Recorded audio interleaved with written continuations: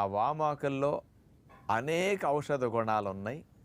ఎంతోమంది అసలు ఎన్ని దేశాల వారు పరిశోధనలు చేశారో, ఏ ఏ లాభాలు వస్తాయని ఒక్కొక్కటి ఒక్కొక్క దేశం వారు చేసింది ఈరోజు చెప్పబోతున్నాం అనమాట. ఓకే. అసలు ఫస్ట్ అన్నిటికంటే అందులో ఉండే కొంచెం ఆ ఫ్లేవర్ స్పెషల్గా, అందులో ఉండే కొన్ని కెమికల్ కాంపౌండ్స్ డైజెస్టివ్ సిస్టమ్కి అద్భుతంగా పనికొస్తాయి. ఓకే. అందుకని ఆకలిని పెంచడానికి, అరుగుదల బాగా చేయటానికి, ఎంజైమ్స్ ఉత్పత్తిని కాస్త బాగా ఇంప్రూవ్ చేయటానికి ఇది బాగా పనికొస్తుందని నిరూపించడం జరిగింది. ఇక ముఖ్యంగా ఇందులో ఉండే యాంటీ ఆక్సిడెంట్స్, ముఖ్యంగా థైమాలు, కేర్వకాలు అనేవి ఎక్కువ మోతాదులో ఉంటాయట. ఈ రెండు ఏం చేస్తాయంటే ఇవి ప్రధానంగా బ్యాక్టీరియాల్ని, ఫంగస్ క్రిముల్ని బాగా చంపేస్తాయట.